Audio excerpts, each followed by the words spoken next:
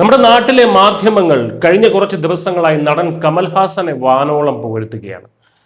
അദ്ദേഹം ഇപ്പോൾ രാജ്യസഭ MP ആണല്ലോ. ഉലകനായകൻ സഭയിൽ കന്നി പ്രസംഗത്തിൽ കത്തിക്കയറി കമൽഹാസന്റെ മാസ് ഡയലോഗിൽ സഭ വിറച്ചു എന്നൊക്കെയാണ് തലക്കെട്ടുകൾ. എന്നാൽ സത്യം എന്താണ്?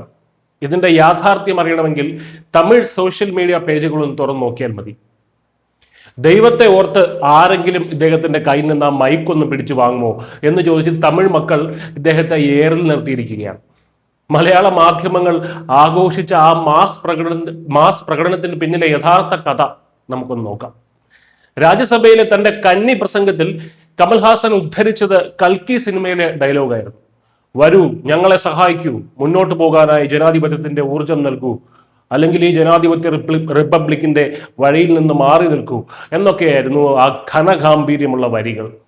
കേൾക്കാൻ നല്ല രസമൊക്കെ ഉണ്ട്. പക്ഷെ ആരാണ് ഈ ജനാധിപത്യ ഊർജത്തെക്കുറിച്ച് ക്ലാസ് എടുക്കുന്നതെന്ന് കൂടി നമ്മൾ നോക്കണം.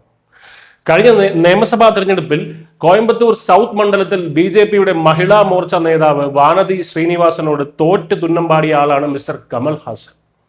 ജനാധിപത്യ പ്രക്രിയയിലൂടെ ജനങ്ങളുടെ വോട്ട് നേടി ജയിക്കാൻ പറ്റാത്തത് കൊണ്ട് DMK എന്ന പാർട്ടിയുടെ കാല് പിടിച്ച് അവരുടെ നോമിനേഷനിലൂടെ പിൻവാതിലൂടെ രാജ്യസഭയിൽ എത്തിയ ആളാണ് ജനാധിപത്യ റിപ്പബ്ലിക്കിന്റെ വഴിയിൽ നിന്ന് മാറാൻ മറ്റുള്ളവരെ വെല്ലുവിളിക്കുന്നത്.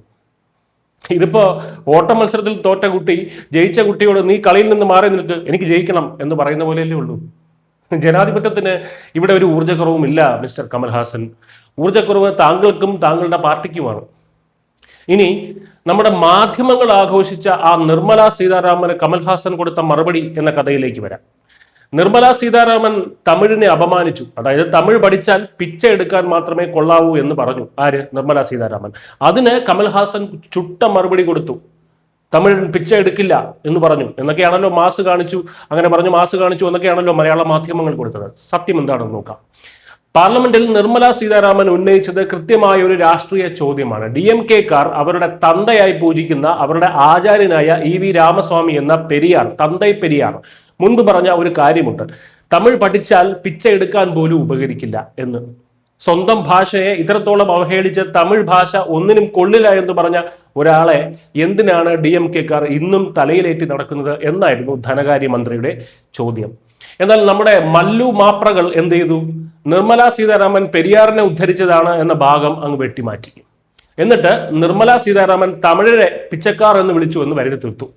എന്നിട്ട് അതിന് കമൽഹാസൻ മറുപടി നൽകുന്ന ഒരു സിനിമാറ്റിക് ഹീറോയിസം അവിടെ സൃഷ്ടിച്ചെടുത്തു. യാഥാർത്ഥ്യം എന്താണെന്ന് വെച്ചാൽ പെരിയാർ എന്ന വിഗ്രഹത്തെ തൊട്ടപ്പോൾ DMK-ക്ക് പൊള്ളി. ആ പൊള്ളൽ മാറ്റാൻ വേണ്ടി കമൽഹാസനെ കൊണ്ട് ഒരു മാസ് ഡയലോഗ് അങ്ങ് അടുപ്പിച്ചു. പിന്നെ ഡയലോഗ് അടിക്കാൻ കമൽഹാസനെ ആരും പഠിപ്പിക്കേണ്ട കാര്യമൊന്നുമില്ലല്ലോ, അതാണല്ലോ പുള്ളിയുടെ മെയിൻ പണി തന്നെ. പക്ഷേ ഡയലോഗ് മാത്രമേ ഉള്ളൂ എന്നത് വേറെ കാര്യം.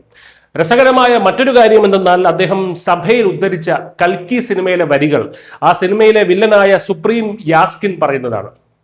മനുഷ്യരാശിയെ വഴിതെറ്റിക്കാൻ നടക്കുന്ന ആ വില്ലൻ റോൾ അദ്ദേഹമായിരുന്നു ചെയ്തിരുന്നത്. അദ്ദേഹം അത് തന്മയത്വത്തോടെ വിശ്വാസ്യതയോടെ സിനിമയിൽ അവതരിപ്പിച്ചിട്ടുണ്ട്. ഒരുപക്ഷെ അതാവും അദ്ദേഹത്തിന് ഏറ്റവും അനുയോജ്യവും. സിനിമയിലെ അഭിനയം സഭയിലും തുടരുന്നു എന്ന് മാത്രം. ചുരുക്കത്തിൽ ജനവിധിയിൽ പരാജയപ്പെട്ട സ്വന്തം നാട്ടുകാർ തന്നെ ട്രോളി കൊല്ലുന്ന ഒരാളെ ഒരു മാസ് ഹീറോ ആക്കി മാറ്റാൻ മലയാള മാധ്യമങ്ങൾ നടത്തുന്ന ഈ പെടാപ്പാട് കാണുമ്പോൾ സഹതാപം മാത്രമേ തോന്നുന്നുള്ളൂ. ജനാധിപത്യത്തിൽ വേണ്ടത് സിനിമാ ഡയലോഗുകളല്ല, ജനങ്ങളുടെ പിന്തുണയാണ്. അതുണ്ടാകണമെങ്കിൽ നെഞ്ചിൽ തൊട്ടുള്ള പ്രവർത്തനം വേണം, അഭിനയം മാത്രം പോരാ. അതില്ലാത്ത കാലത്തോളം ഇത്തരം വീരവാദങ്ങൾ വെറും കോമഡി പീസുകളായി അവശേഷിക്കും. News desk news India Malayalam.